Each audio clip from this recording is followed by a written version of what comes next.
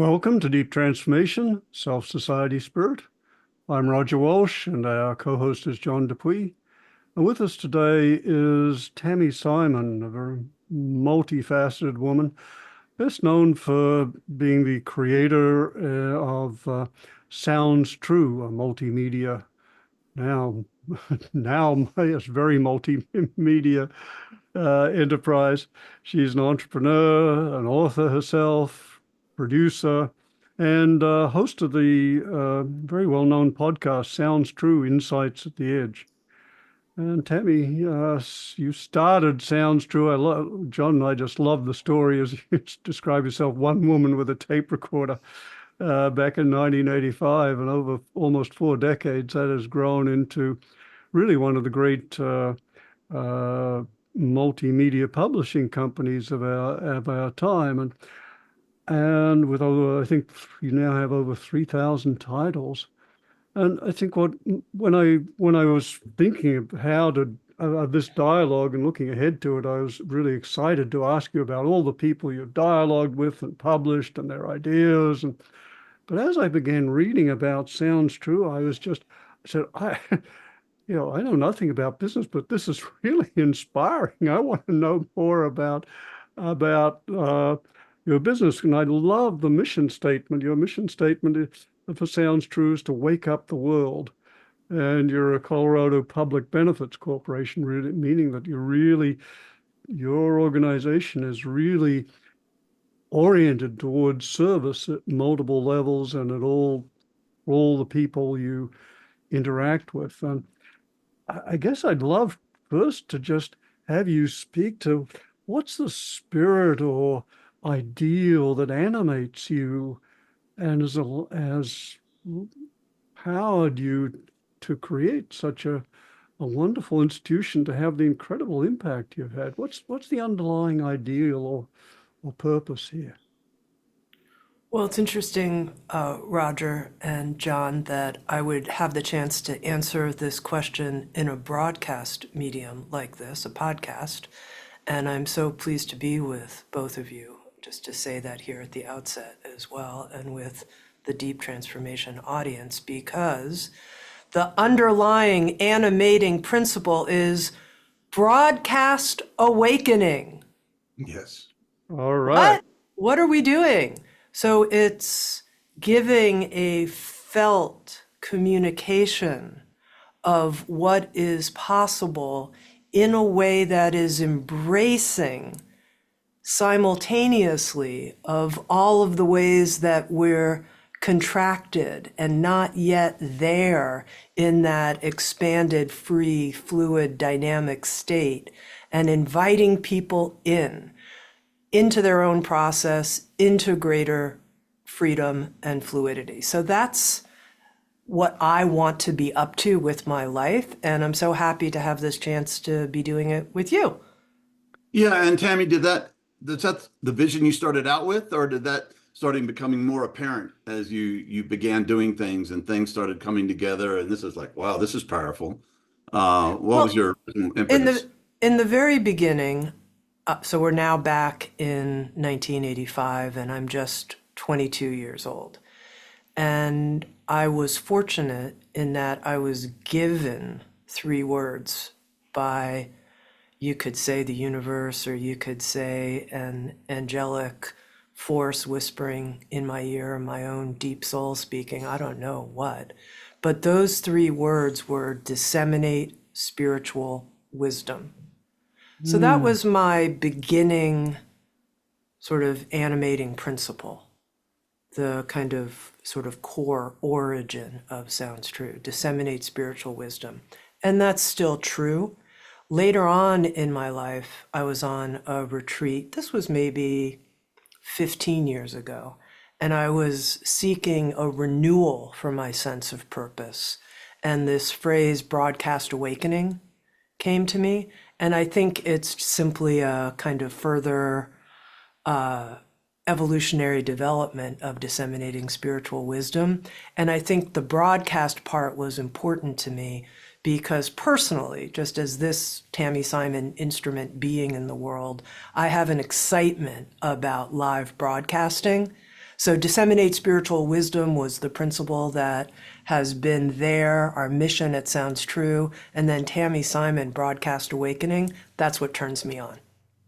And how did that original inspiration come to you, Tami? Was it you? Sure. Yes. So it's a story, and it's interesting because it involves the energy and support of another person. So here, 22 years old, I am at the time working at a Chinese restaurant, Mr. Lee's in Boulder, Colorado on Spruce Street, where everybody knew the special sauce, and it had a little bit of oil, and then, he was drinking his beer while he was cooking and smoking a cigarette, and everything went into this. Okay, so here I am, I'm working as a waitress and volunteering at KGNU, Boulder County Public Radio. And one of the people I'm interviewing, of all things, had on his door a yin yang symbol with a $sign through the center, and the words Transicon, which stood for transformational economy, above the circle. And I was interviewing him not about transformational economy, but about something else that he had in his window that was facing Pearl Street, 18th and Pearl in Boulder, Colorado, which was these huge crystals, giant crystals. We're talking like 2 feet tall and, a foot around. And I was like, what the heck is this guy doing with all these crystals? And he shared with me that they were part of his spiritual practice and spiritual life, working with crystal energy. So I was very curious about this, and he and I became friends. And in the process of interviewing him for my volunteer role at Boulder County Community Radio, hosting a show live from planet Earth was the name of my interview show. My father died during this period, and I inherited a small amount of money. And it was $50,000. And it didn't seem small to me at that time as a 22-year-old. And with inflation and everything, if you brought it up to today's amount of money, it would be like inheriting $200,000. So it was, to me, a significant sum of what am I going to do with this money? And I didn't know what to do. And for whatever reason, I had this not terrific association with just putting it in a bank and letting the bank invest however they would. I thought, no, there's something better. And this gentleman had the sign, transformational economy. I'm going to talk to him about it. So I'm sharing with him. I've inherited this money. What should I do? I don't know what to do with it. And he said, why don't you put it into yourself? Why don't you invest that money into yourself? And I thought, well, that's really good idea, good suggestion. But then it was kind of like I was having a conversation with myself. If only me and myself knew what to do. Like, we don't know what we're doing. I'm waitressing, volunteer interview show with spiritual teachers. I don't know what I'm doing. But then this interesting thing happened. He said, why don't you come back in 3 days and we'll talk about it? And I was like, huh. And he also said to me, Tami, you know what you want to do. Come back in 3 days and we'll talk about it. Huh. So I walked out of his office, and that's when this strange thing happened, because I suddenly felt like I wasn't walking exactly on the ground. Like I felt a little bit like I was walking 2 feet off the ground. And that was very odd and not something that I had experienced in my life before. So I took special note. I was like, wow, that was a powerful meeting. What just happened? What's going on? Why am I walking above the sidewalk? This is really weird. I feel really weird. And, but at the time I was reading a book by Eugene Genlin on focusing.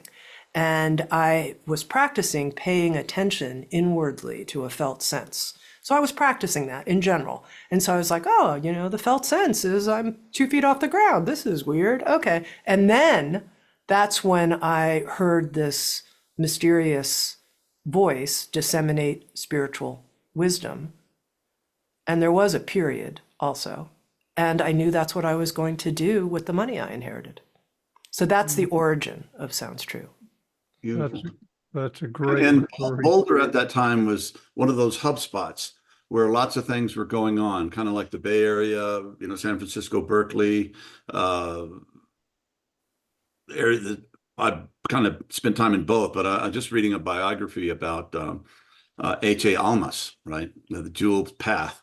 and they're just talking, it sounds like 70s, 80s in Boulder was a happening time. There was a lot of awakening and a lot of really important energy going on there. And I originally made my way to Boulder to go to Naropa University. And so the first accredited Buddhist university, and I was interested in studying psychology and meditation because I wanted to understand. I had been at Swarthmore College for 2 years, and then I left and went to Sri Lanka, India, and Nepal for a year and learned how to meditate. And in that period, I was working with S.N. Goenka and his intensive 10-day Vipassana boot camps. And I called them boot camps because you woke up at Very 5. appropriately. Yeah, I mean, you wake up at 5 a.m., you go to sleep at 10 p.m., and you have noble silence the whole time for a 10-day period. And I did 4 of these intensive 10-day boot camps within a period of about 2.5 months. And that changed me in an irrevocable way. And when I came back, I didn't feel that trying to re-enter a traditional academic degree was a fit. And I thought, well, I'll come out to Boulder and at least I can, at Naropa University, try to understand what is happening to me. How am I possibly going to bring timelessness and time together into a well-functioning, integrative personhood? Question mark. Maybe Naropa can help. But when I got out to Boulder and I was still in a classroom with they still had chalkboards at the time, I was like, I can't be in a classroom. Something else is going on inside me. And so I left Naropa, but I did find myself in Boulder. And you're right, John, that many of the great spiritual teachers at the time would pass through Boulder and teach a workshop in Boulder. And so when I decided to have this volunteer radio show interviewing spiritual teachers, I wanted to keep learning. So I couldn't follow an academic path, but I was very still interested in understanding the spiritual journey. I was fortunate that I could talk to many of those teachers when they came through Boulder as part of my radio show. Beautiful. Yeah. I'm struck by the analogy to someone whose work and life you have intersected with and helped promote, and that is Ken Wilbur. You were waitressing, he was dishwashing in a restaurant at the same time. And you both had very interesting careers from there. And your interviews you did with him, the DVD set, Cosmic Consciousness, was one of the best things I'd ever heard. He was being Ken Wilbur, and you just kept them, you were like the rest of us. You just kept him right on track and asking the obvious good questions. I helped your sales. I bought those and gave them away to a lot of people because it was such a good introduction to Ken Wilbur and the integral model. And you did an extraordinary job in doing that. Well, I had a motto inside, which is that I wanted to understand everything he was saying in my body. I wanted to feel like I could get it inside my body. And if I had a question, like, I don't get that, that doesn't land, I'm just going to ask my question because I want to really understand. And if I really understand it, I'll kind of get it in my bones, like my bones will get it. Yeah. And so I wasn't willing to kind of let things go by and be like, what? I was like, no, my bones are saying, come on, wait, I don't get this yet. And I was just willing, I mean, you said good and obvious questions. I was just willing to be ignorant, because I didn't find it easy to understand Ken's work in the integral model. It wasn't easy for me. In fact, it took me a month of reading his books. And I remember I'd put a book down and then I'd go back and pick it up. And I had to go back a few chapters in order to kind of like get back on the wavelength in order to keep reading in the book. And I was like, God, why is this hard for me? But it was a journey to really understand the integral model. And so anyway, that's the kind of intent I brought to the conversation. And you came through as so grounded that you mentioned it. You had to understand it in your body, and you really brought that into, it's just what Ken needed at that time. And it was just like Simon and Garfunkel or something. It was just such a great coming together. And I bought it and gave it to a lot of people. Well, I'm sure that helped a lot of people to understand and open up that very important transmission that was coming through Ken. Well, thanks, John, for the sales. And also, Ken has this I could feel it even as we were talking, this gift was he knew what I wasn't understanding. He could sense it. He could feel in me, like as I was getting ready to ask a question, he was like already at the end of the question, even though I'd barely opened my mouth. So he was tracking right with my ignorance as we progressed through the dialogue, which made it easy in a way. Yeah. And I'm struck that you were doing a kind of contemplative inquiry, it sounds, Tami, that I can feel the way your meditation practice was present with you, allowing to sense in and operate out of your felt sense. Maybe it was the gentle and focusing work as well. But it really has a feel, as so much of your work does, of this kind of you operating on a couple of levels, very present with the person as you are right now, but also very much in touch with your own experience and felt sense of what's called for in the moment. Yeah, thanks for noticing that, Roger. And I think when I first was introduced to meditation, so this was back at Swarthmore College in my sophomore year, Great, there great, was great Quaker school. I have a lot of respect for that school. That's awesome. So there I was in the religious studies department, and on a Fulbright scholarship was Professor Gunapala Dharmasiri teaching Buddhism and existentialism, and he introduced us to meditation.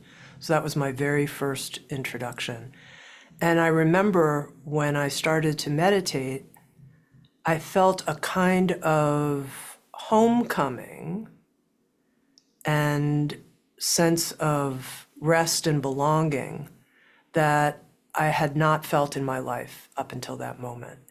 And it was, in a way, easy and natural for me to dedicate, and that's why I left Swarthmore and went to Sri Lanka after his 1 year there teaching on his Fulbright scholarship. He went back to his home at Peradeniya University in Sri Lanka. And I was like, I'm going with him and his wife and 3 kids, and that's where I'm going, and I'm going to learn more about meditation. And so I think that as a person, there was a way that I trusted that sense of being grounded here, that I didn't feel a sense of connectivity anywhere else in my life in the same way. And so it was my introduction to just being connected and okay. Strong language, but just like okay, like, oh my God, for the first time, I feel okay. I'm okay. Wow. And it took meditation to open that experience to me. And that okayness did come from something like, and I'll use this word, presence, discovering presence. And so even in terms of, Roger, your comment about being present with other people and attuning inward, I think for me it was more like, oh, this is what presence is. This is what being is. And this is how I feel okay. And I can also be okay with other people. A lot harder, but I can most of the time. Yeah, beautiful combination. And how have you brought this? For me, it's one thing to do that just sitting on a cushion by myself. It's more challenging, as you implied, to do it with another. But it's a whole nother level of demand when one is working with an institution or an organization. So how do you bring that into Sounds True and the hold, and kind of a question John asked before, how do you hold both that presence and that vertical inspiration as you run a it's not too much of an exaggeration to say an empire, a big institution, organization? Well, I think one of the things that got interesting to me over time was, as you said, it's not that hard to be in an open and settled place when you're by yourself.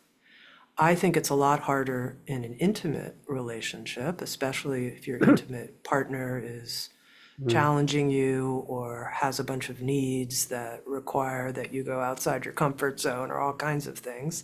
And it's really hard when you're under stress. and the stress of working with groups and authors and contracts and getting emails that have to do with legal issues and all kinds of things. And I, as a person, have wanted to challenge myself. How much stress can I take? Can I take it? Like, that's the way that it will be an evolutionary driver for me, is to find those edges and grow with them. And so business has been an incredible crucible because it is so stressful. And, you know, I found actually times when I am outside of my ability to navigate successfully. Like, wow, I'm losing it. I'm losing it. Like, this is too much. This is too much pressure on me. And that's also interesting, because then it's, how do you navigate that? You know, it's disconnecting from the situation. I need some time to think about this. I need to regain my composure. So I guess in answer to your question, I see it as a tremendous, it's not just a training ground, it's all, because what am I training for? It is a ground of growth. It's where it's all happening. The challenge, the failure, the apology, the regrouping, the starting again, being at a bigger level of capacity as a result of that, and then again and again and again, rinse, wash, repeat. Yeah. My intuitive understanding of you, Tami, is that you're 8 on the Enneagram. I don't know if that's true or not. That's correct, John. Okay. Well, I'm a 6, so man, I butted heads with 8s for a lot of my adult life, but I've just been running into healthy 8s now. God's shown me the other side of that. And you guys bring, I mean, you know, once you have the open heart and you've done your work, I mean, like Martin Luther King Jr., he was an 8. At least that's what they said, that you have the capacity and the strength to change the world. So you're a very powerful person, and you have that big open heart, and that didn't just, you weren't sitting on the park bench, right? You know, you got opened up. You've done a lot of practice over the years, at the same time holding together this organization and pioneering something that was, I don't know if you have anybody that's rivaling you yet or trying to do the same thing, but it's quite an incredible leadership achievement that you did by all that. And I just want to honor that and the strength and the clarity you bring with you as a healthy 8. At least you seem pretty healthy to me. So, Well, thank you for the compliment. And yeah. it's a journey. It's a never-ending journey. So I emphasize that, because it's not like, I don't think like healthy is some destination where I can check the box. It's ever becoming more healthy. And I honor that you honored my heart. And one of the interesting things is I've been going through a lot of heart opening of late. And I didn't even know that there was so much closedness to open more. I didn't even know that. But there is. And so it makes me wonder, like, what are greater actual levels of health or opportunities for even further health that I don't even know about today? Whoa, more heart opening that I don't even know about. That's so interesting to me. Yeah, there are not a lot of things I'm Feel it, willing yeah. to bet. Not a lot of things I'm willing to bet on in this game, but one of them is it's a lot bigger than anything I imagine. So Exactly. yeah. And Tami, you know, when you're really doing karma yoga, it seems like, you know, you're really using your work and action and service in the world as as the focus of your practice. And it just seems that this is a beautiful example of karma yoga in our times. Yes, I would say that's true. And I think for each one of us, wherever we find ourselves in our life, that is our quote unquote practice for each one of us. And I found myself in business really for the entrepreneurial joy of it. And I was interviewing a woman just 2 days ago. Her name's Melissa Bernstein. as part of Sounds True's inner MBA program, which is where we help people develop the inner skills that will lead to greater success in business. And she started a toy company called Melissa and Doug, which grew to be north of $1 billion in terms of its worth, and is now running another company on sensory immersion gifts like pens that give off a healing aroma when you work with them. So anyway, she's a very, very, very creative person. And she was talking about how for her, entrepreneurial endeavors have been her way of connecting actually with other people, giving her gifts to other people, expressing her deep sense of love and service for other people, the people who will enjoy the products she's making. And I think early in my life, I had this sense, this incredible inner urge to be of benefit and help people. But I also had the feeling that I would be best at it if I did it from a distance.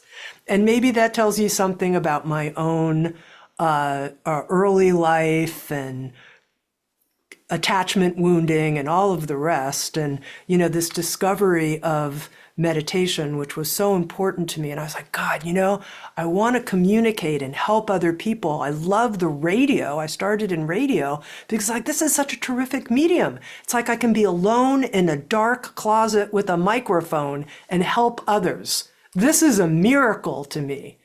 But it was this connection with others that I'm trying to emphasize that I think fuels an inspired entrepreneur, at least in my case, that it's this expression of love for people and giving them a gift that you can give. And then all the business shenanigans just support that.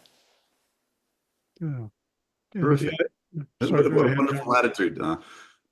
Yeah, very inspiring. Or were you going to say something? Sorry. No, let's see. I'm sure I was. It probably went somewhere. Well, what was it? Oh, yes, the underlying ideal of service feels like it both animates and inspires, and guides you in the direction of how best to do that. And as for all of us, it makes use. Ideally, it makes use service. Ideals make use of all of us, including our wounding and our pain and so forth. And it's a beautiful way in which our pain and limitations can become, ideally anyway, both the fodder for our own growth and also the ways which channel or direct our contribution. It sounds like you're giving a beautiful example of that. And I do think this notion of being of service, it's a direct outpouring of our hearts. Like it's directly right inherent in the energy of the human heart that it pours through. This is my experience, at least at an energetic level, that my heart pours through my arms and my hands and wants to make and give. It's this is the karma action part, is that the energy of this alive sort of heart fire then streams out and says, write something, call someone, do the dishes, make something, put your hand on, your wife's shoulder, pick up the phone. I mean, it's a maker energy. And it's that making out of love and care for our environment and the people in our environment. And then that just keeps going, our society, our world. Yeah. And, I wrote a book, Essential Spirituality, the 7 Central Practices. And one of the things that really struck me is I spent 3 years researching, looking across different traditions. What are the core qualities and capacities that the greatest sages have said are really essential to live a full human life and be of most effect? And what really struck me, among other things, was that service was universally across every tradition recommended as both a practice and the culmination of practice. And that service can be both the fuel and the inspiration and the content of an inspired life. a karma yogic life, a life which is oriented towards using work and service for one's own spiritual awakening and for the contribution and awakening of all. So it just feels beautiful. You're giving a beautiful example of that. I've And also helped Roger's sales on that book too. I've given that one that's away good. many, many times. Bless And you, I John. think I was emphasizing the energy, the feeling, the fuel of the heart in that, because sometimes people hear a word like service and they become kind of, there can be a kind of do-gooder interpretation where instead of it being actually animated by that feeling, there's, running around and doing all, not that there's anything wrong with it. I mean, it's okay, but I don't think it has the same quality of connectivity, because you may or may not be attuning really to both what you need, which is important as well, because you're part of the equation, as well as genuinely what's needed in the situation. Yeah, and at its most problematic, or maybe it's not its most problematic, one problematic form is when it becomes a should and kind of a superego Yeah, compulsion exactly. rather than a transegoic compassion orientation. Exactly. So that's why I wanted to emphasize it, because I think sometimes think of service as in the way you just described. So yeah. Well, yeah, I get pretty heady, but that's that's me. But yeah, the beauty of that kind of, I mean, I think probably everyone can feel the animation, the heart sent, the joy that animates you as you talk about your work and your service. Yeah, and it must bring, at least I sense of you, a lot of integrity, and evolved eights just cannot deal with bullshit very well. They just have that sword that just discriminates. And I was going to ask you, I mean, you've done so many amazing products over the decades, but did you ever get in a situation, you don't have to name names, that you were with somebody you were interviewing and you were just like, this is not working. I can't continue with this. Or have you been able pretty much to, has that ever happened? Yeah, it has. But first of all, and I'll talk about that, but first of all, just to say something about integrity, it's a important idea to me, and it also has a correlate in a somatic sense. Just like service to me is rooted in the heart, integrity to me is rooted in the central channel in the body. It's that line of energy. You could call it that sense of Shakti energy in the body that you can feel flowing like a river in front of your spine. And I bring that up because for me, integrity is a grace field, if you will, Yeah. that I can operate successfully within. And without it, I have no idea. I could walk out and get hit by a car or something. I mean, I could get hit by a car even with a grace field. But what I'm trying to say is I just feel like random odds of who knows what. I don't feel that sense of guidance and support that I feel when I'm in my own integrity to begin with. And I'm bringing that up because there are so many things that can throw us off of our own integrity, that throw me off of my own integrity. And I have to be so vigilant about that, because without it, I'm lost. Let's just say that's for me as a person. Without it, I'm lost. And Roger, you're going to say something here. Well, yes, I was wanting to know if for you that experience of integrity acts in a couple of ways. One, if it gives you a kind of strength and power when you're operating out of it. And second, if it operates like a kind of honing radar for you. Both. And as I said, without it, I'm basically fucked. That's what I'm trying to say.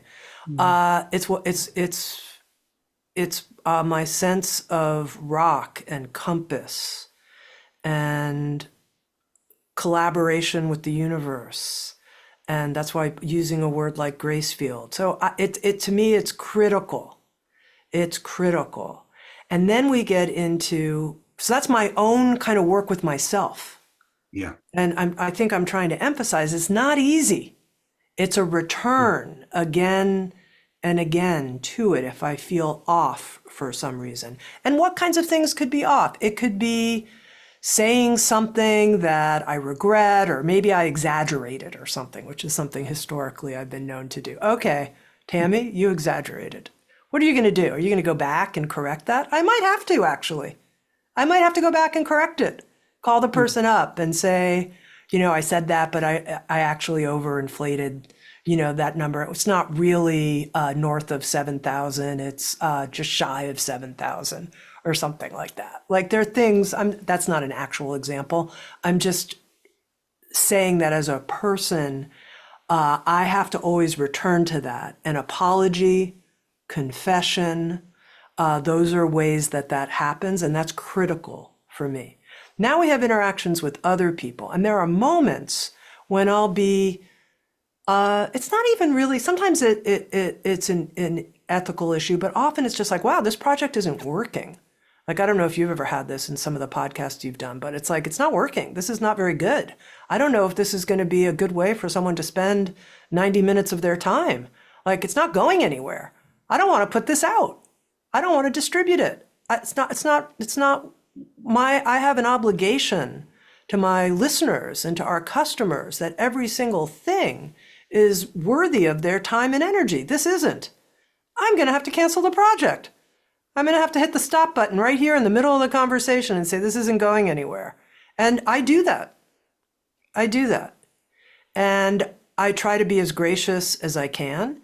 And I often make it about me or the situation, because it might be, actually. It might not just be what's going on with them. Maybe that I'm not in the place to bring out their best right now, or something about the situation isn't working right, or we need to regroup and rethink this and do it again. But I think of myself as a listener advocate or a customer advocate, and I always have them in my mind. And if something isn't at a high enough level, then we shouldn't publish it. We'll lose our brand. But not just that. It's more like it's just my interpersonal commitment to the person who's giving us their time or making the purchase. Okay. And then there's the category of people who I've ended up working with, and I've discovered that either they're not qualified to really be talking about what they're talking about, or there's something unethical about how they're going about their work as a teacher, and we have to cancel the project. And that has happened as well. That's one of the best things you could say about your company right there. Yeah, I would take that blurb and put it everywhere. That's really, really so important. And that can be really scary to people who are, trying to go beyond what they're capable of, or there's problems with their ethics and integrity.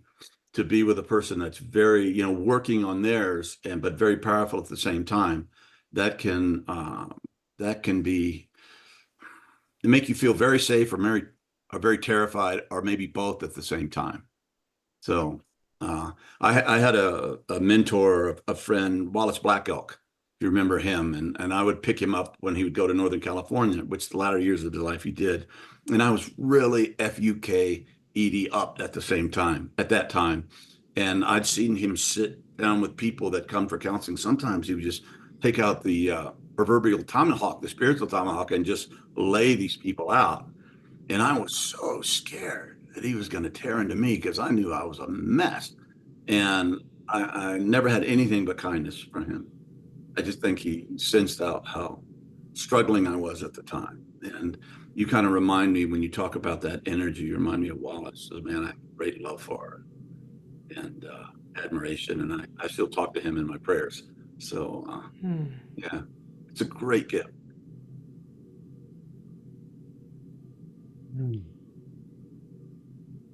Yeah.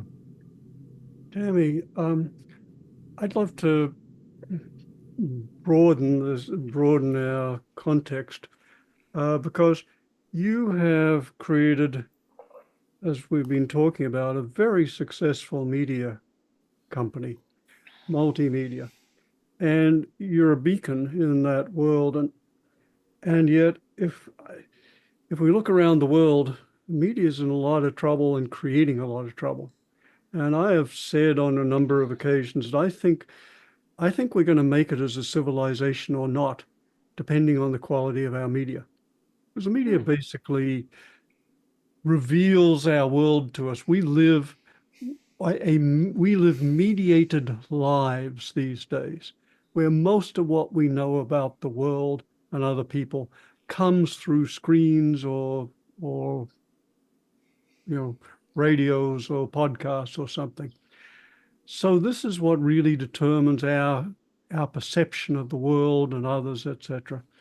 And there is so much that is so problematic in contemporary media, particularly the social media and the new media.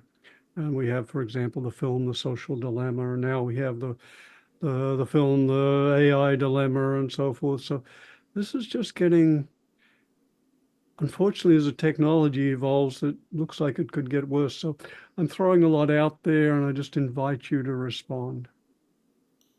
Well, here I am, John Dupuy again, and I'm here to talk about supporting the Deep Transformation Podcast.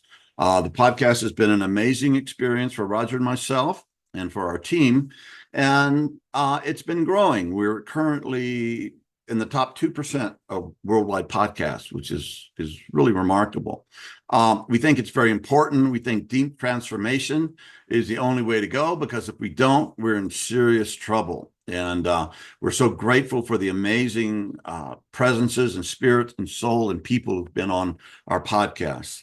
We'd also like to ask you again for your support, financial support, and thank you for all of you who have been supporting this. And up till now, it's all been out of pocket for Roger and myself. And it takes money to produce, to pay our staff, and for marketing. And so the circle keeps on growing, but the quicker that could happen, the more positive effect we could have in the world. And that's what we're here to do. And I was thinking before this, upstairs in my meditation room, I have the famous 10 Zen ox herding pictures up there. And the final one, after you guys go through all this journey, is going back into the marketplace with open hands and open heart. And so that's what we're trying: open hands, open heart, open mind, so that we can do what? We can transform effectively and deeply and listen to some of the greatest minds on our planet as to how to do that. So thank you for your support. We love you, and you matter. God bless. Unfortunately, as the technology evolves, it looks like it could get worse. So I'm throwing a lot out there, and I just invite you to respond. Well, firstly, Roger, I feel moved by the question. So thank you. And I feel moved by the question because, you asked me what animates me at the beginning of our call. You didn't use that word, but what's the core mission or drive or purpose? And sometimes I question, like, Tami, what you care the most about is global spiritual media, worldwide, in every language, introducing people, if possible, to the depth of awakening and what's possible for us in our spiritual journey with all of its complexity and nuance. This is what you care the most about. What kind of trip are you on, and why do you care so much about it?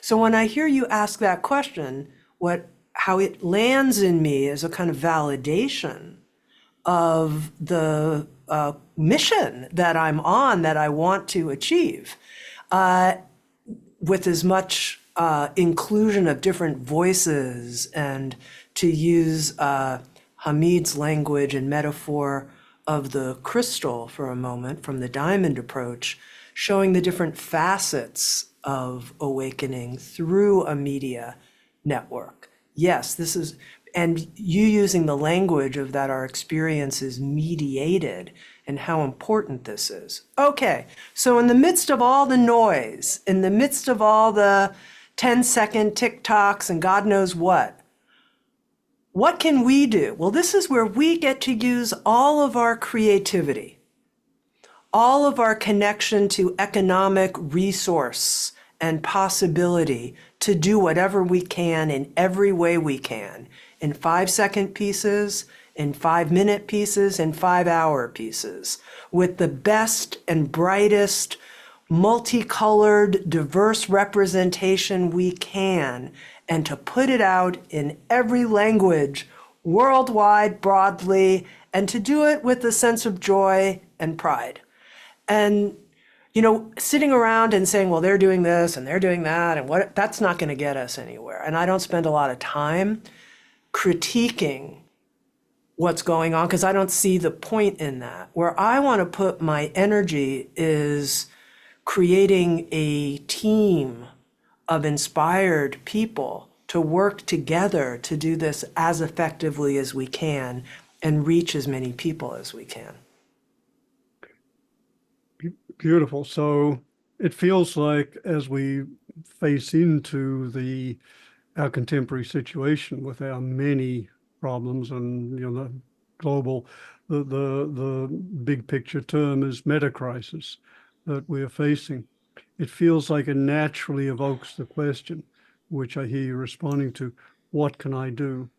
But beyond that is the question that you're also responding to, what's the most strategic thing they can do?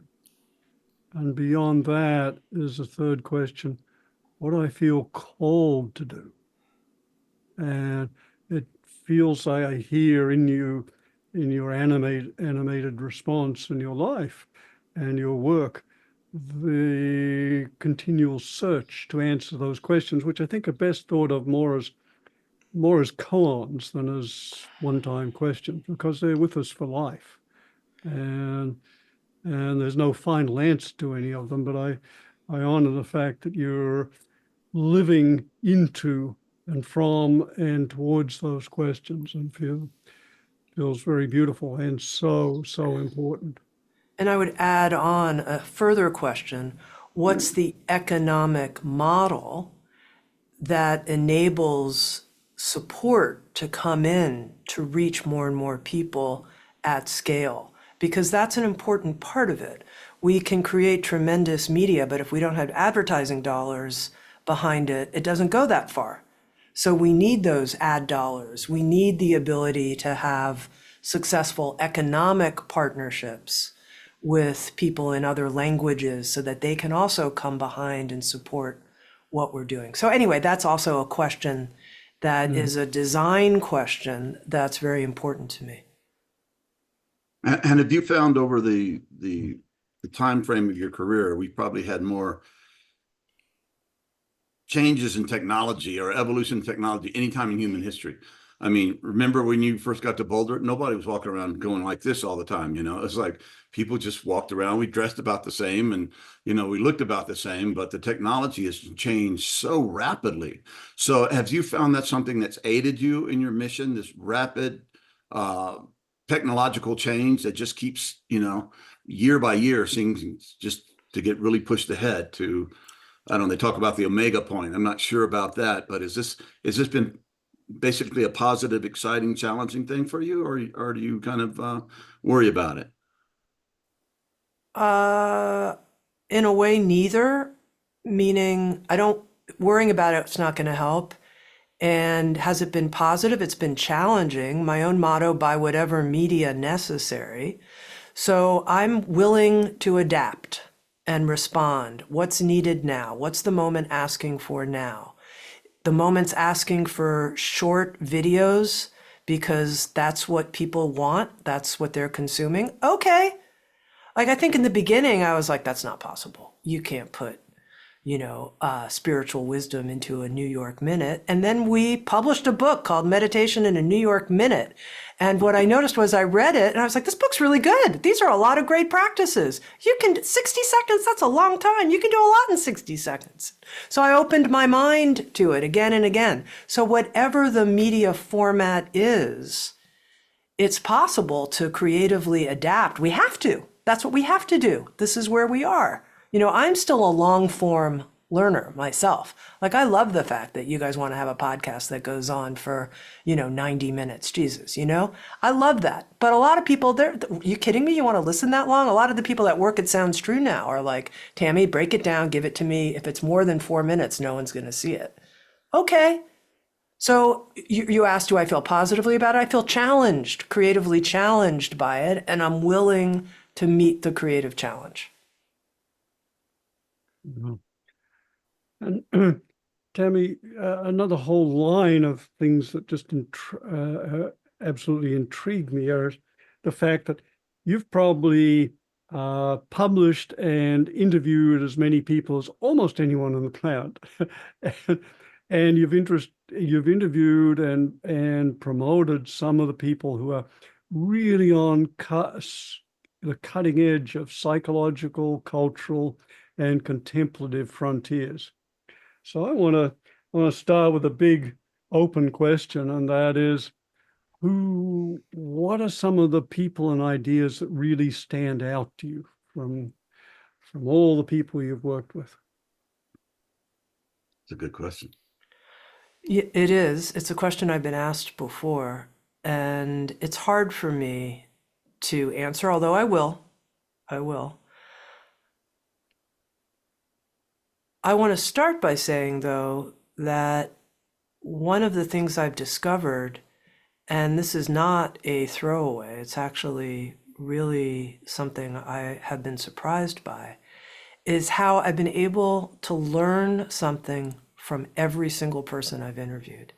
It's interesting to me. Like, even sometimes I'll be like, oh God, who's on my list? This is where, this is the person. I don't want to do this. And then I start getting into it and I'm like, oh my God, I'm so surprised. This is so interesting to me. This is something I'd never thought of. And so it's this willingness to sort of step into the clothes they're wearing, put on the shoes they're wearing, look inside their life experience. And suddenly a whole new world has opened up to me and I've really learned and benefited from it. So that's just interesting to me, that every single interview has given a gift. And there's something analogous in psychotherapy, Tami, and that is you can have somewhat really problematic people walk into your room, and the more you get to know them, the more you care and empathize and even love them in all their suffering and failures. Yeah, it's a beautiful analogy, and it shows you what a open-hearted therapist can come to that discovery. Okay, so now you've asked me, though, of all the people, and I guess I think of a few different things. First, I want to share the story that in my own life journey, I was recording a teaching series on Buddhist Tantra with Reggie Ray. We spent 10 days in the studio doing somatic practices from the Buddhist Vajrayana tradition. And I knew I needed to study within that tradition, and I did for 12 years. And it was very, very, very important to me in my own journey. And that came not from an interview, but it came from working on a 12-set CD series together and experiencing the somatic bodywork practices, learning how to drop into the earth and the energy of the earth. That's where I discovered this central channel and even the fullness of the heart space. So that just important in my own journey. From the interview process, I met Adyashanti, and that was extraordinarily important to me because I've never met anyone who had so much. I mean, I jokingly called him Mr. Goodness. Yeah. He's the goodest human I ever met in a very, very, very pure way. And I wrote him several notes, and I said, and it's true, because you're here, I feel I can be here. It's a strong thing to say to another human, and especially someone, it's not like the person I'm living with, or, I don't even have that much actual interaction with him, but just knowing him and his sincerity and the utter purity of his being was like a beacon to me in my life and has been so important. So it's like, was it because of the interview? Or no, it wasn't really that. It was something else. And it was, this is possible. It's possible for a human. I know it's weird to even use that word, good, but to be so thoroughly generous,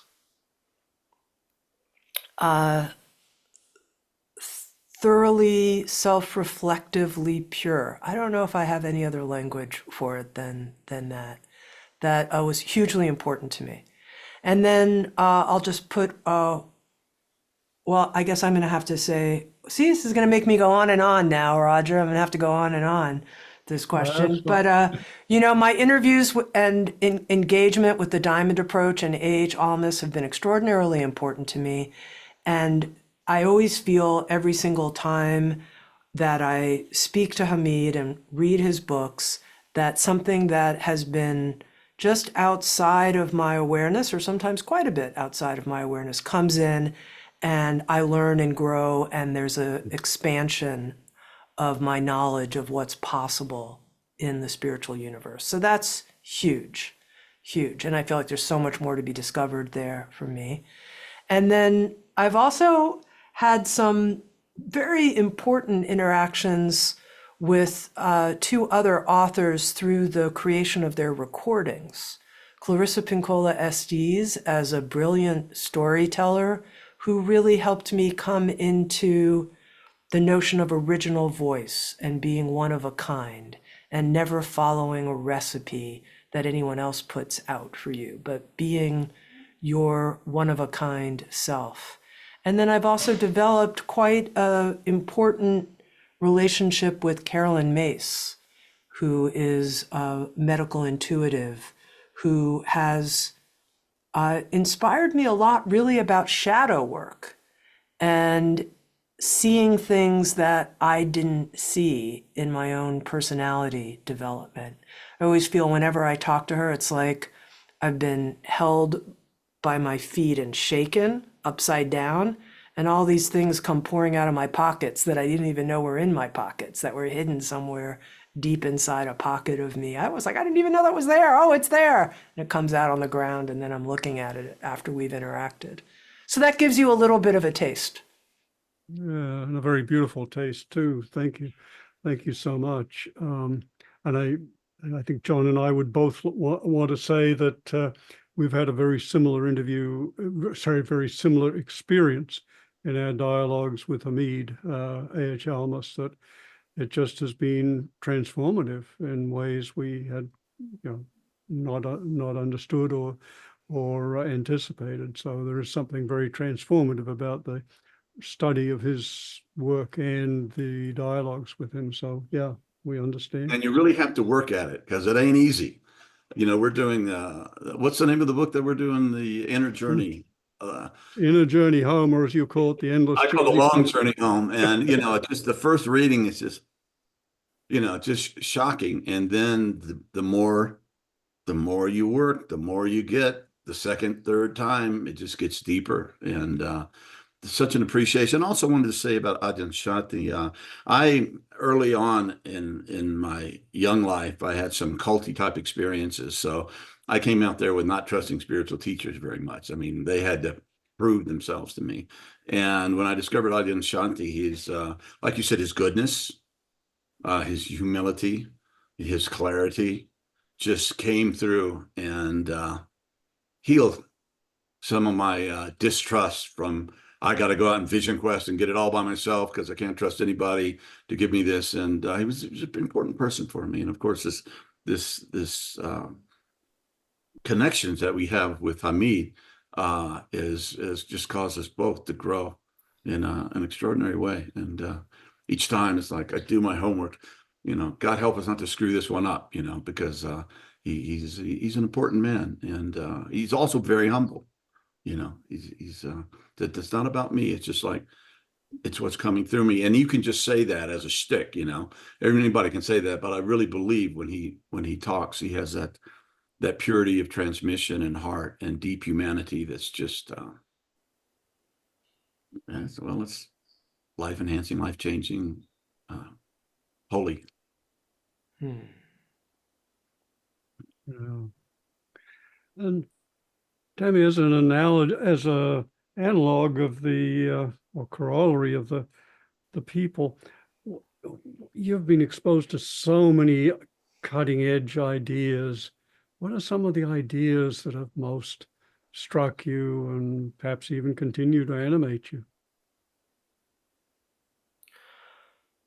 I think one of the interesting things is how tremendously free, liberated, visionary someone can be, and how messed up they can be at the same time. Yes. Boy, ain't that the truth? And that's also true about us. Yeah. So it's true about our journey. And how I think in the beginning, I didn't see that. I didn't know that. And it would always shock and disappoint me when I would discover these spiritual teachers I was working with and the parts of them that were sealed off even from their own awareness, that were their areas of unconsciousness that created harm for other people. And they didn't even see it. And yet I could interact with other parts of them that were so luminous and bright and pure. And I was like, how could this all? So I think the journey of understanding that map has been a huge one for me, and has also given me a lot of mercy and acceptance of my own path as a person, as I keep discovering parts of me that have yet to come into consciousness, that are coming forth now here in my 60s to be seen and healed. And oh, okay, that's okay. That's what we're doing here. And I think I didn't know that early on. And that's such an important realization, particularly for in life in general, but especially for anyone who takes up a spiritual practice. And because there's such a tendency to idealize in multiple ways, to idealize teachers, to idealize the goal, the what, I hate the word enlightenment, but I'll use it, what enlightenment, what awakening, what opening is. And it feels like such an important realization to remember that, religions are problematic because they're practiced by people. And people, we are endlessly, we're bottomless, endless, etc. And there's always more. There are always problematic areas that remain to be illumined and healed and worked through. And you're right, it does bring a certain compassion for ourselves and others, but also feels very important because a lot of problems come from the idealization of teachers and from the path. And Tami, has that what you're talking about, having compassion for these teachers who have, some lines that are extremely well developed to talk in integral terms and others not, have you been able to transfer that to just the human family as a whole?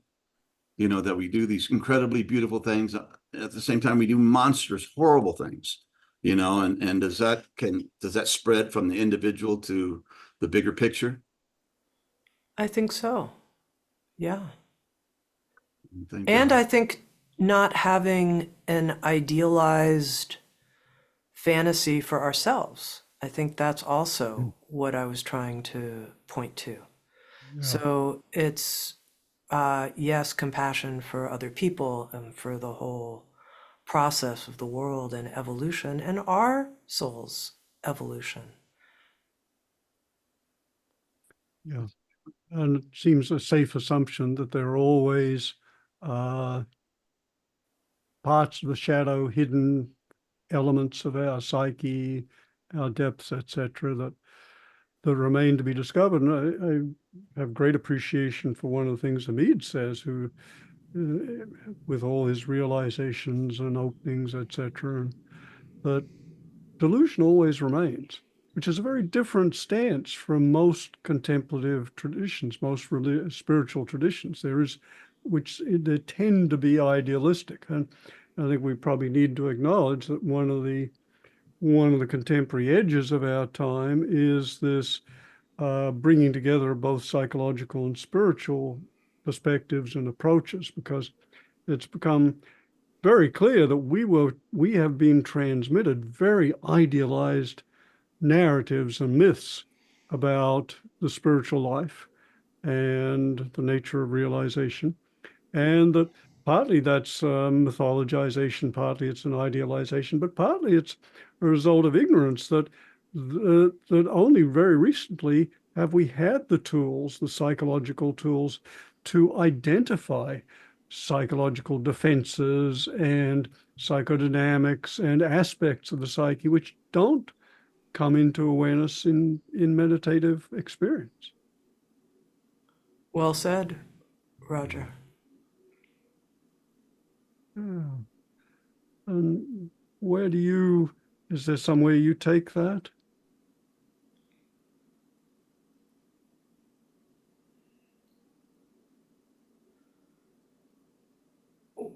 I think the wholeness of spiritual vision and psychological health is something that I spend a lot of time with as a person. And, I remember when I first interviewed Hamid, I said, the diamond approach brings psychology and spirituality together. And he said, who took them apart, Tami? And I said, wow, that's such a funny answer. That's such an interesting answer. Who took them apart? And I think what I love about the diamond approach is how they seamlessly come together in the model, where it's the theory of wholes, this part of us where we separated from our essence early in our life, and this created the hole in us that we're trying to fill with in our outer life, but ultimately has to be filled with our essential nature. So that's the diamond approach idea. But now I'm going to go over to another Sounds True author whose work I quite like, Bruce Tift, who's a Buddhist psychotherapist. We published a book with him called Already Free. And he talks about how there is both a fruitional spiritual vision and the developmental work of psychotherapy, and how these two approaches can coexist without any hope of resolution. You can alternate between working between these two different ways of working with yourself and growing without any hope that they'll ever come together in a coherent model. And I remember sharing with him, well, what about the diamond approach? And there are other people that have these coherent models. And he's like, maybe not. Maybe it's an alternation, Tami. And here I am, the kind of person, I've stayed open. I don't know. Roger, in the beginning of our conversation, you said whatever it is we can discover is far beyond our capacity to imagine what it is right now. I don't know. I'm just talking to you all straight from the truth of me. What I do know, and this is the deep respect I have for quote unquote goodness, is that if our spiritual vision doesn't translate into treating ourselves and other people and the environment and the world well and building a just society, I'm not interested in it. That's what I'm interested in. I'm interested in something that goes all the way through.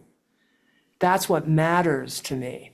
And the litmus test is always, to me, somebody's wake, what's behind them, their behavior, the ripples of their life and how they've impacted others, and the beauty and love and justice that lives in the wake of a person. So I'm interested in that kind of wholeness. And for me, it obviously requires both a lot of psychological work and a lot of spiritual insight. And I'm very curious how they weave together into a comprehensive model. And maybe they don't. And maybe it's a both and, as so many things are, and they weave together partly, and they have their separate dynamics and trajectories, So, yeah, but I love that you're open to all possibilities. And don't know is a magical word and magical phrase in life. It undoes so many problems. You Well, can Tammy, call that the title of my Deep Transformation podcast. There Tami, don't know Simon. there you go. That's an well, let me accolade. say, you feel to me pretty integrated, Tammy. That you put all these things together, and you are, Jesus said, "Wherefore by the fruits you shall know them." So, you bring it together, and just just to me impressive. And I look for Roger and I are basically rookies at doing this kind of thing. We've been doing it, how long, Roger? 3 years, doing these conversations and something like that. And you've been doing it such a long time, and it obviously has been a path for you, and kept transforming you. And you have this passion and openness and beauty and love that comes through. And I guess I would lead into a question: after all of these years of doing Sounds True, and this connection with all these extraordinary teachers, has your what's the current state of your practice? What does Tami Simon do now to just honor that universe within, and to be a better Tami, if you will, and to be a channel of what you're obviously coming through here?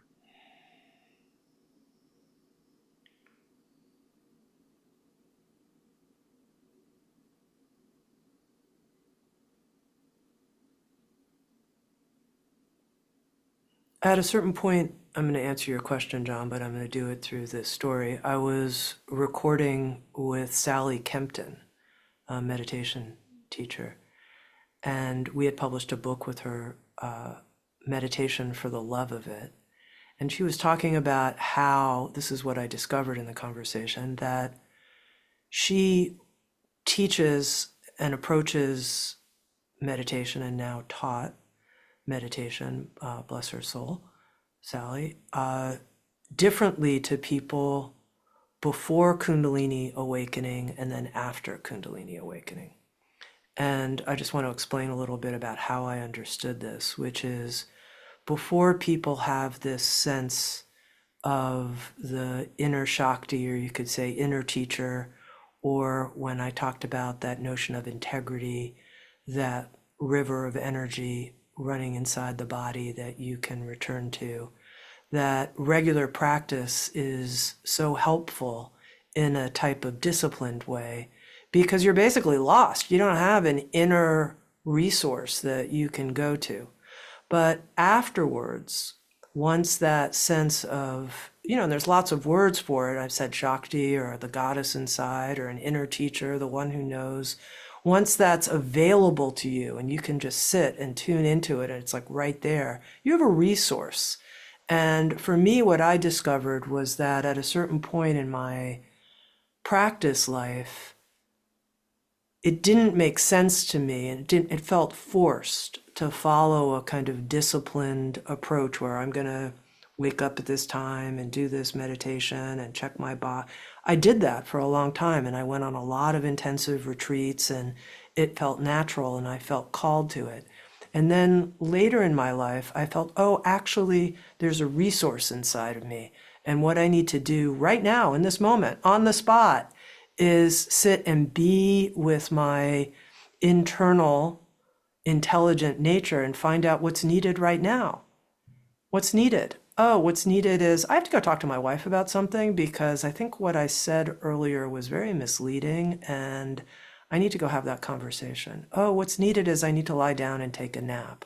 Oh, I need to go for a walk. I need to go to bed early tonight. I need to write a long letter to somebody. What's needed now? And so my quote unquote practice has become more of an on the spot, what is needed now, by tuning in and listening and then responding to what I hear. Yeah. Beautiful. Awesome. Yeah, it's a moment by moment touching in and into oneself and into the moment and feeling what's called for. And yeah, very beautiful. And that's sometime in the discussions of wisdom that are going on now in the research community. There's the understanding practical wisdom. Well, far more deeply in the Confucian tradition, the definition of practical wisdom is in terms of yi, the idea of responding appropriately in each moment. And there's a beautiful question in the Zen tradition. What is it that the Buddhas and Bodhisattvas are doing in each moment? And the response is acting appropriately. Mhm. Yeah. It feels Yeah. like, sorry, go ahead. Anyway, I just wanted to reflect on what you said, Tammy. I was very touched by that idea. I mean, you know, not been a lazy person, let's say, as far as spiritual practice. You put years into it, but you opened up that place, the wisdom voice, sometimes I call it, where you can just, okay. There's a lot of different traditions that talk about that, but I've experienced it at times, not always. But when you just have that sense of kind of, okay, that's it. I know what I'm supposed to do now. It's very clear. And I know what I'm supposed to say to this person. And I want to add in something, which is being sensitive to the feedback of others in our environment as part of that process. Because I find that the world is always saying what's needed right now in terms of acting appropriately. Well, what's needed? Yes, there's the internal asking, but there's also simply paying attention to what is being said to us in our environment and being willing to pay attention. I think the people we work with and our intimate partners and friends, they often have really important messages for us to attend to. And when you listen to people that way, it opens up something in them. They can sense it. Most people, anyway. It just starts, some kind of field is created or some kind of flow is created. And yeah, if anything that we've learned, I think from this podcasting and talking with these amazing people, including yourself, is just to deeply listen, and people can sense it, when you're there respectfully, just open, you're not just closed down and, trying to get your own ideas or control in the moment or something. It's very transformative. It's very, And I think part of the reason I wanted to emphasize that is when it's this notion of life being your teacher. Like, what does that actually mean? Well, look around and the people closest to you and listen to them, and life will be your teacher. yeah, beautiful. Yeah, particularly intimate partners. That's it, as you implied before. That's the advanced yoga. Yeah. I've asked about people and ideas, but I'd also like to ask about movements. You have witnessed and nurtured people at the cutting edge of several kind of movements, one kind or another. I'd be intrigued to know, there are fads and they're short-lived fads, and there are longer enduring, deeper, more beneficent movements. And I'd love to know if there are any that stand out for you as having been particularly striking or important, and what are the qualities of those that enable them to both endure and contribute? Well, as you're asking the question, I thought, first of all, of a movement we all have in common, which is the integral movement. And what has allowed that to endure, I think it pointed to something in our experience that had never been named quite so clearly, that is very important to bring forward an I perspective, a we perspective, and an external context, systems-based perspective into any discussion. And I think it has been enduring because it's inherent and we benefit from having it in our consciousness. That's my experience of thinking in terms of I, we, and then systems. Interestingly, now I'm watching internal family systems become a movement in our time. This is something Dick Schwartz is an author that we work with at Sounds True. And a couple years ago, he mentioned, I think IFS could be a movement. And I thought, really? I wonder. And now I see so many people who are writing books, incorporating IFS into their approach and referencing this notion of being self-led in any given moment in our work, in our relationships. And what does that mean?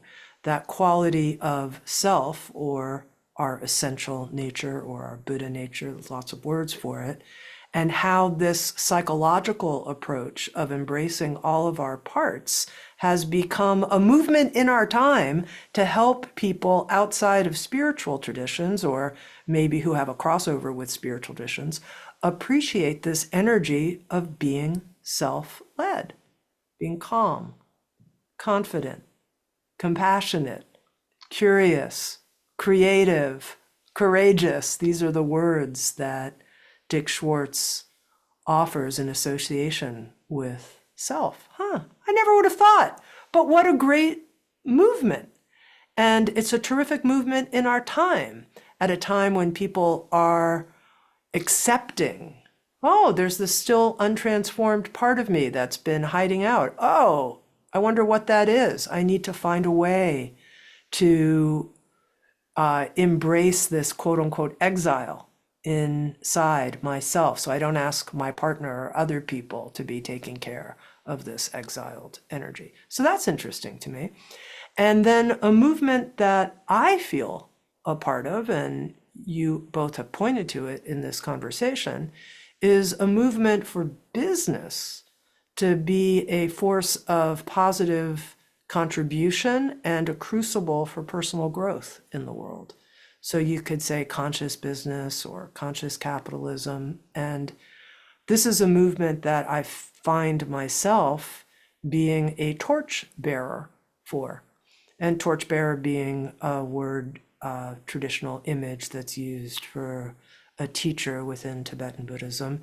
And I think I find myself being a torchbearer because I've spent 4 decades having a foot deeply in spiritual practice and the spiritual journey, and in the world of business and organizational life, and seeing that there's absolutely no reason that our businesses can't be not just a terrific place for spiritual practice, but the way we give our gifts to other people. And then your business is beloved and you have a sense of fulfillment working in such a company. So that's also a movement. You could say the conscious business movement. So those are the ones that occur to me at the moment, Roger, to underline. Yeah, beautiful. And the question that comes to mind immediately is, okay, this is may the movement be successful? And what strikes me in your work is how much your business is a reflection of you, as organizations in general tend to be a reflection of an instantiation of the personality of the person who at the top. But in this particular case, your ideals, your practice have been the frame and guiding light for your company. And unfortunately, most companies, the primary motive seems to be profit. And, it's understandable. And so how do you see, beyond being an example? A couple things. Yeah. First of all, I think really companies that are beloved brands and successful long-term, their primary motivation, I don't think, is profit in many instances. Yeah. Because profit is an outgrowth of doing inspired things that genuinely serve people's real needs and pleasing and delighting and surprising them and anticipating needs they didn't even know they had. and solving those issues for your customers. And then profit comes down the line. But if you just go for money, I mean, what? I mean, that's not a recipe for success at all. A recipe for success is to really connect and deliver value to someone. And when that happens, oh, there you go. And then value comes back from value being delivered. And then in terms of my founding role at Sounds True, a year and a half ago, I passed the CEO baton. I am no longer the CEO of the company. I'm also no longer the publisher at the company. Two people who have worked at the company for quite a long time were promoted into those roles. People who embody the heart commitments of the business. In some ways, the person who's now the CEO, I think, is better suited to the complexities of running the company in its current size and with the media business challenges we face right now. And so I think as the founder, I set the core DNA, but then other people have come in who have a deep resonance and are embodying its expression in their own way. Beautiful. Hugely important part of inspired leadership, knowing when it's time to do that, to turn it over. And you can say that President Biden did that. He's just like, okay, they're right. I'm getting too old to be president. And, give this huge thing to give up, when you've struggled in your whole political career, to give up power. It's really remarkable. So yeah, a lot of respect for that. And I had one last question for you. We've been going on for one time. Has there been anything in your years of this path and starting out with your little tape recorder, cassette recorder, talking to, these inspired teachers and whatnot, what was the biggest challenge? What was the darkest time when maybe this is not the right thing, or I'm not the right person, or was there a time like that? Sure.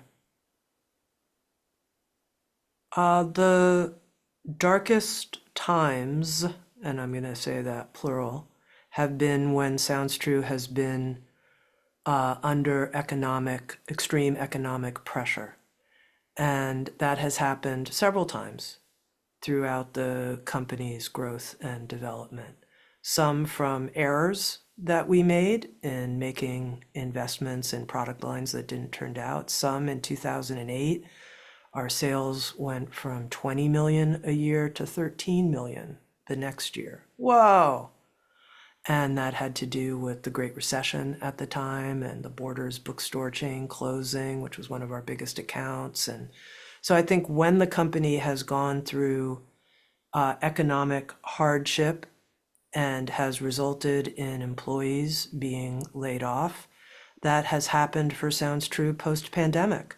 We grew a lot during the pandemic when there was a lot of increased demand in our offerings, especially our offerings online and also our nonfiction books. And when the pandemic eased up in 2022, that demand fell off a cliff. And we had to shift the size of our staff in order to come into alignment with our sales. And that's really, really hard. And yet we didn't know of any other way forward to protect the business to be a flourishing entity than to make reductions in staff. So that's really, really, really hard. Yeah. I wanted to add on to that one thing. I'm a CEO of a much smaller company, but I feel, a deep responsibility for the people that work for us, like I almost would family. We become that close. And sometimes that keeps me going when I don't want to do it, because these people are relying on me, for their income and for the work that we're doing together. And that may be a strength and a weakness. Is that how do you deal with that part of it? And being able to make those hard decisions, but the love and the responsibility you feel for the people that have been part of the journey with you. The thing I always feel is that what I owe people is the truth and navigating together in partnership to the best of our ability. I can't guarantee anyone, lifetime employment or anything like that. That's not possible. I can't be relied on for that. What I can be relied on is to be a warm, empathetic truth teller. Mm. And that we'll figure this out together to the best of our abilities. Beautiful. Tami, as we come to the end here, is there anything you'd like to add?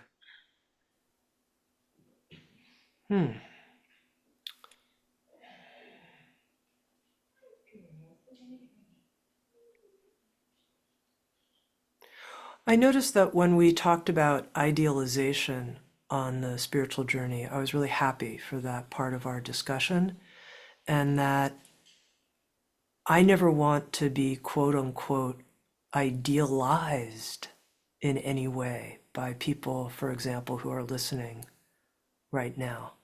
I've wanted to be true, and I continue to want to be true. And the little audio program I made, 4 hours of teachings, was under the title Being True.